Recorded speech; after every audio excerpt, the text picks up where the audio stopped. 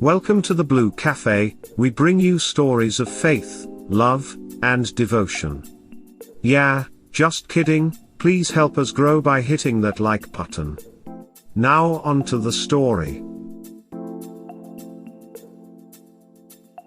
Repost, my story, how I discovered my wife's multiple affairs. So firstly, just a quick note, I'm reposting because my other posts either got deleted or probably I deleted myself, I don't really remember. Plus many people here wanted to know the story, so I don't mind sharing, and to be honest, I think it helps to write this down. In a way it's therapeutic to write it down, and to let others know.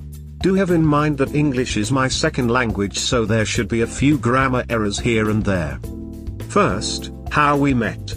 One night during a night out with some friends, and being the third wheeler, the girlfriend of one of my friends invited my ex-wife to join our table, which she accepted.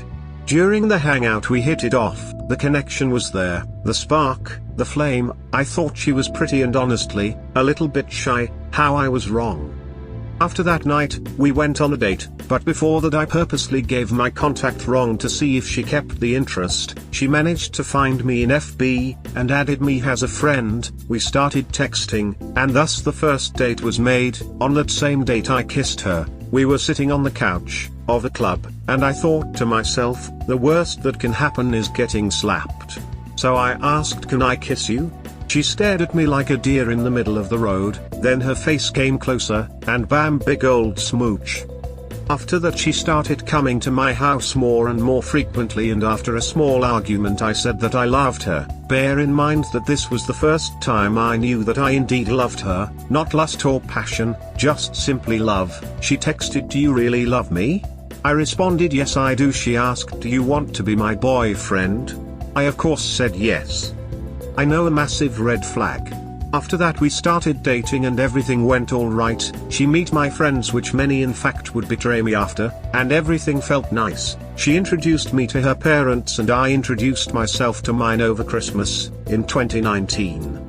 She wanted to start a family and wanted to have children as soon as possible. Now I see that she gaslighting me.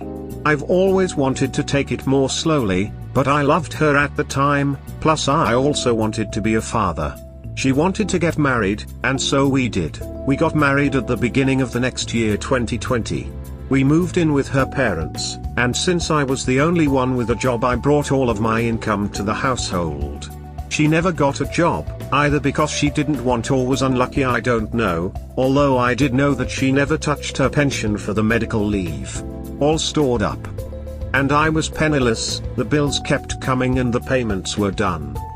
Fast forward a few months, I get the suspicion that something was off. By this time I had managed to clear her name from a previous husband's debt, and her mother's, and was still paying her car. Also I paid for an operation for her to get thinner for her health. She was quite obese.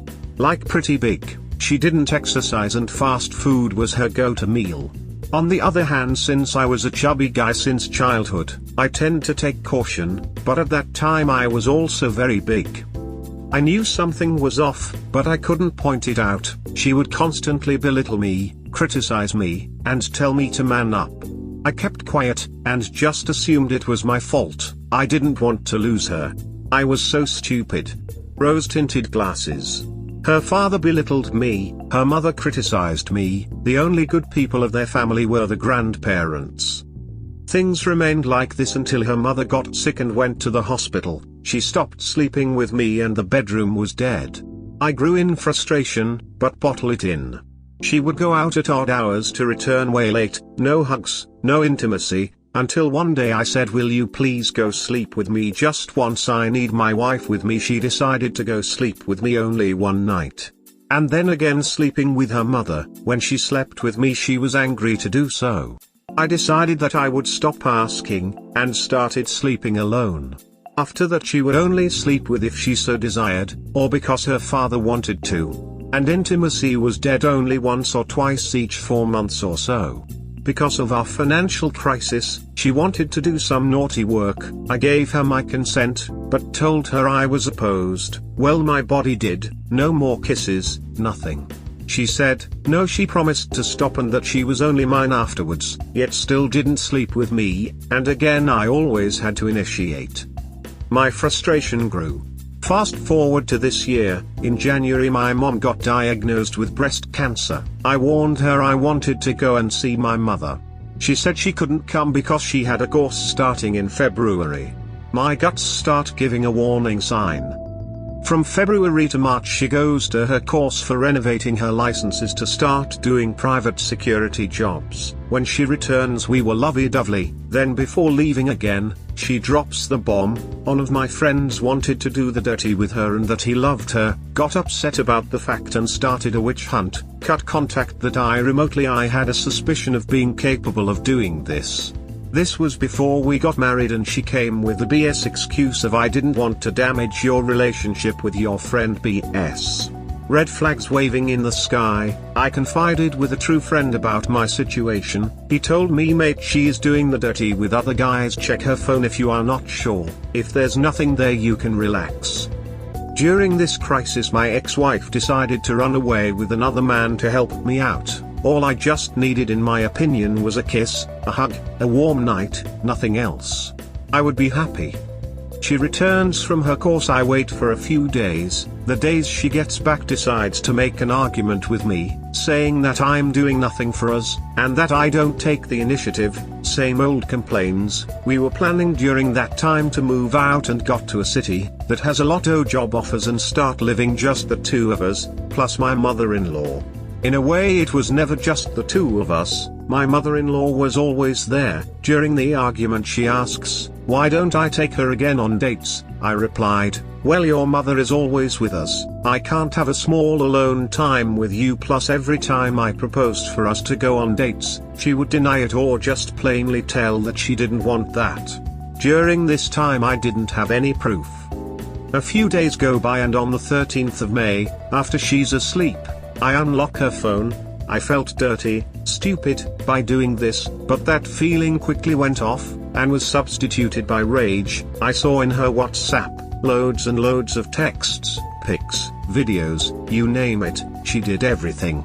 Meanwhile I was stuck at home, with a dead bedroom and penniless. I found out that she was in bed with another man during my B-day.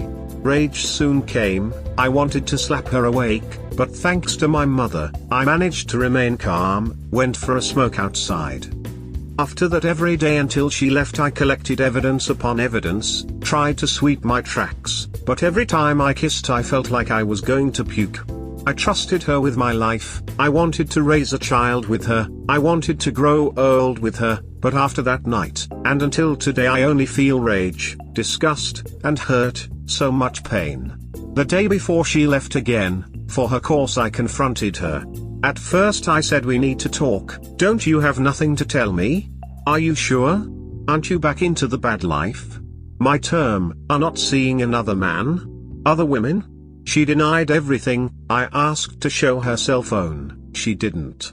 So a little bit later I showed her a small part of what I found out, just the more recent ones. She didn't know, at least that what she said, her mother took the blame. I didn't believe that and still don't, so she left. I told my mother what happened. On the 24th/25th of May I went home to my parents, with just a small duffel bag, with a few essentials, although I did tell her about it. On the next I talked with my mother about the situation, and started planning for the D-Day. On the 2nd of June I wished her a happy anniversary, it was our marriage anniversary, and at night I told that I wanted a divorce, via FaceTime. After that day she tried the usual cheaters BS, are you sure this is what you want? Remember we are stronger, don't you want to grow old together? Etc. During this time I was wavering a bit, and kept contact to a minimum. We were supposed to meet after that to sell our wedding rings, but she was a no-show. Quite probably she went to the place she was staying to do some nightly activities. I went and sold my rings with my mother-in-law, and she was tearful, but I didn't felt a thing, nothing, just anger.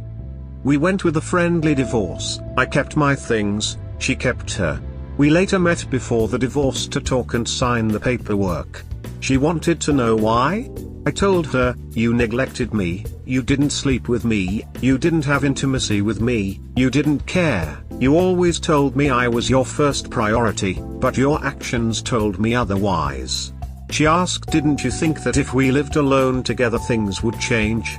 I believed for a while, but you never changed, and the day never came. I never cheated on you, I don't believe that, and never will. Can we at least remain friends? You will change your number or block me on FB etc. Sure, I won't. I blocked her. After the divorce, I've maintained a North Carolina policy to this day. The anger has mellowed out, it's still there. I hate her for what she did. She transformed a pure thing into plain hatred and hurtful feeling. One day I will forget, but never forgive. I don't know if she has read it or not, but one thing I can say is there's hope. Working out makes me feel better, playing video games, and many other hobbies have been resumed on my part. I'm moving on, the scars are still there, but I will do whatever I can to get over this. I'm going to go to a psychiatrist in October, and should get a new job in the area I'm living now. It's time to close this chapter. Thank you all for the support. I hope that my story inspires you a bit, and remember, it hurts but it will pass. If you need someone, I'm here to help.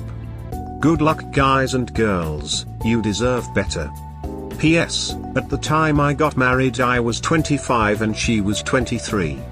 Update, apparently this story was featured on the r/space channel. Don't know who submitted, but thanks. In any way, I'm doing better guys and girls. A bit sick, fluish. I think I caught it on the gym, because a few guys on the gym were sick also, but it seems that it's nothing serious. I'm also thinking about joining the military and start a career there. Like you can see, there's hope in the future. Just because you got cheated on, it doesn't mean that everything ends there. It still hurts. Maybe one day it will stop hurting, but until then, I will endure and so will you. There's hope, my friends. Hope it's the last thing to die. And remember, you deserve better. It's all or nothing for us. No more crumbs, no more second best. What was that about being intimate only if her father wanted to? Like he would tell her to sleep with you? So like I said, she stopped sleeping with me after her mother got sick, and after that, my father-in-law, who was a bully, to be honest, would get into arguments because he wanted to sleep with her mother. That part I do understand. I also wanted to sleep with my now ex-wife, but she would be opposed towards that situation and usually would only sleep on the same bed as me, if she was forced by her father. And after the first time that I asked to sleep with me and she basically was against it, I just stopped asking. That's simple. I wasn't going to force my wife to do something she didn't want to. Oh, okay. That threw me for a loop when I read it. Sorry, English is not my native and sometimes I have difficulty expressing myself correctly. Don't stress too much over that. I know many people whose native language is English who don't express themselves half as well as you do. I agree. You are an excellent speaker whose native language isn't English. It's fine, that's the reason I asked.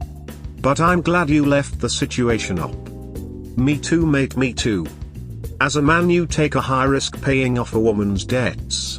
A much better approach is to free up some of her resources for her to pay her own debt. For example, let's say you are both saving for a down payment on a home. $500 each per month, but she has student loans. You could agree that you'll just put $1,000 down so she can pay down her own debt with the $500 she is no longer being asked to contribute to the down payment. So why is this different from you just paying her student loan debt? So if the two of you are a great match and you stay together forever, then honestly it doesn't make a bit of difference. Her loan gets paid, you get your down payment, you live happily ever after. If however your relationship falls apart, you could split the savings for the down payment based on contributions. There's zero chance you'd get any money back for paying down someone else's debt. Holy hell, this is actually a really smart strategy. I'm gonna save your comment to reference it in the future should I ever get married, not that I want to. Please don't delete your comment, man. Bowing. Glad to hear that you are doing better now. As to you telling her that you'd still be amicable, and then going full North Carolina after the divorce finalization, I say, good for you.